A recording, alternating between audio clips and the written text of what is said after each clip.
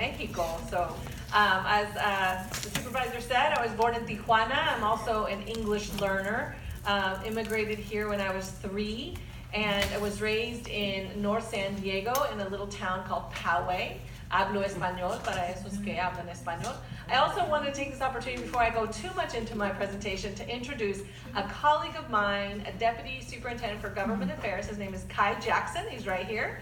And he's going to have to run off to a hearing, but I wanted to introduce part of our team. So State Superintendent, you must be wondering, so what are his priorities? His number 1 priority is really to close the achievement and opportunity gap. He really wants to get down to basics. Reading, writing.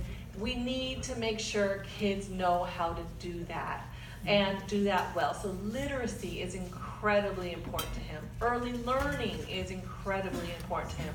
Professional development, high quality professional development is really important to him, and particularly in the STEM fields. And he and I are aficionados of STEM or STEAM education. So he's incredibly supportive of diversifying the teacher workforce and the education workforce. It's really important to him. In fact, he's held 2 achievement panels, and one it was global, and the last one he did just a couple of weeks ago was about diversifying the teacher workforce. In particular, African American male teachers are very few, and our boys and girls of different ethnicities need to see their teachers represent them, right? So he's incredibly interested in that. So one of the other sort of major buckets is we need to have data that connects early education, K-12 and higher ed, so that we support students. A student shouldn't have to apply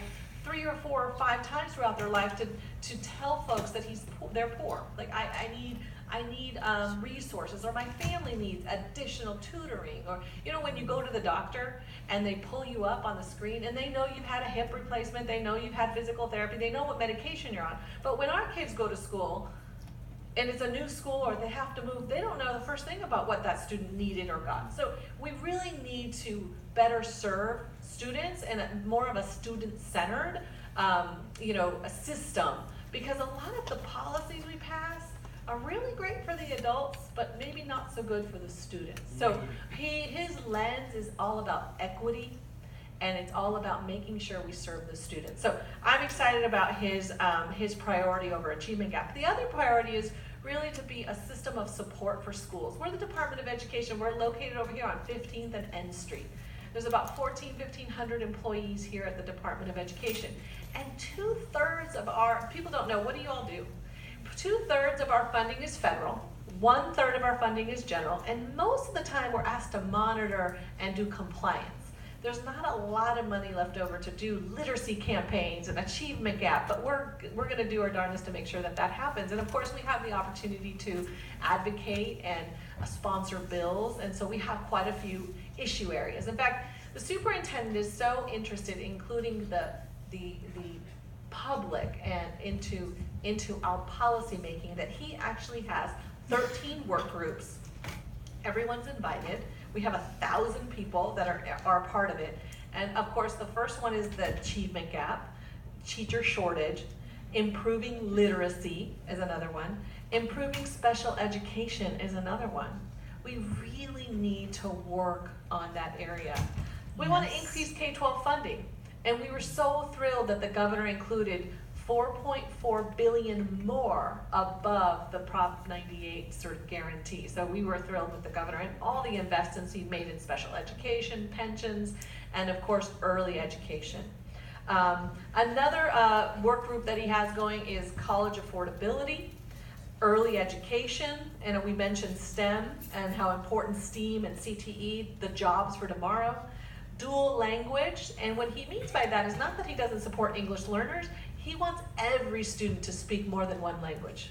We're in California, we gotta get beyond that, right? Mm-hmm. Professional development for educators, I mentioned, improving data collection.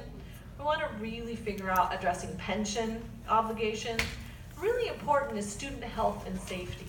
One of the things that the superintendent talks a lot about is, look, you can send your student to school, but if they're hungry, if they're experiencing trauma or poverty, generational poverty, if they have other social, emotional things, mental health things going on, we need to provide those supports. We have a literacy campaign going on. We're also really interested in teacher training, particularly around LGBTQ student support. And then finally, one of my favorites, because I just came from running the California Student Aid Commission, is college affordability. I don't care who you are in this state. You can be low income, you can be a little higher income, you're gonna still struggle with paying for college, right? So we're supporting a bill and co-sponsoring a bill, AB 1314, I hope I got that right, by Assemblymember McCarty and Medina, that would allow for, no matter where your student goes, if they go to community college, CSU, UC, or a private, their living expenses, which are more often higher than the tuition, would get covered, right? Because that's what really makes access happen. So he has a few priority bills, helping homeless students, taxing private prisons, give a little bit of money to the education system. He really believes that students today need to feel valued for who they are and what they bring. I mentioned to you I was born in Tijuana. I mentioned to you that I spoke Spanish. Me and my family lived in a little town called Poway, really good school district, but we were one of very few Latinos. And for about 15 to 20, until I got to college, I was embarrassed of being Mexican. I was embarrassed of speaking Spanish. I was embarrassed of listening to music in my town because of the way we were portrayed in the media, around us. It's really disheartening the way the community might treat us for being from a different culture. It's so different now, but I think ethnic studies would go a long way in helping support students. It wasn't until college that I became really proud of who I am and realized the sacrifices my parents made for me to be where I am. And so, and I didn't really embrace it because the history you learn is someone else's history. It's not necessarily our own.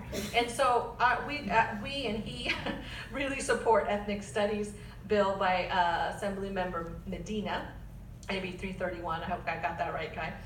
We have a STEM teaching pathway bill, non-public school bill, as well as school safety.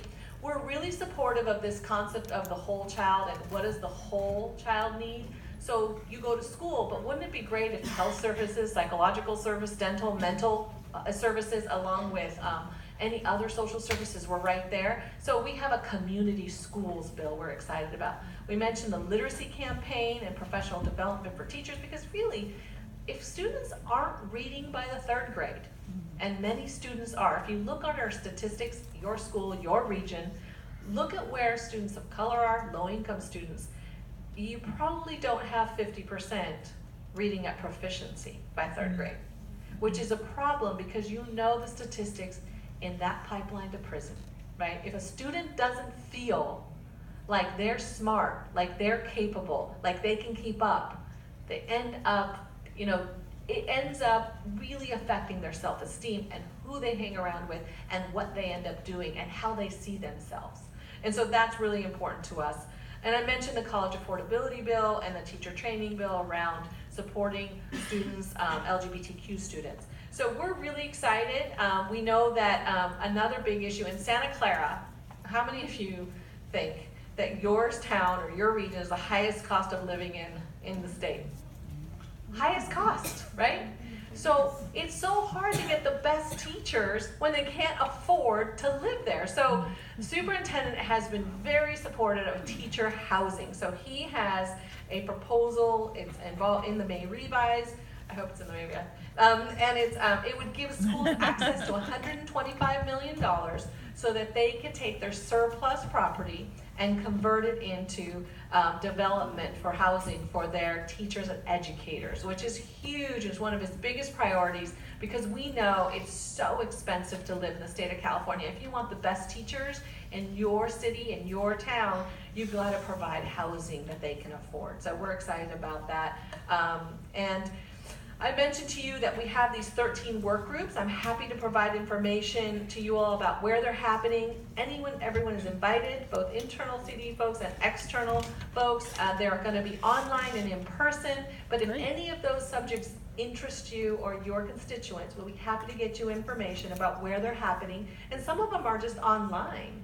And you can just do the video chat kind of proposal, maybe even host it at your county office of education, Yes. or something like that. But we're really excited to include you as part of it. The third issue, I talked about being a system of support for county office of education. I talked about closing the achievement gap or the opportunity gap. The third thing we really want to do is we got to elevate our value to you all, our constituents, and we need to see you all as our constituents and our clients. And so if we can be of more service to you and to districts and others, because I think sometimes we have a reputation like we're tolerated. Oh, there's the Department of Education, they're here to do compliance and monitoring. But we can do much more, and we should.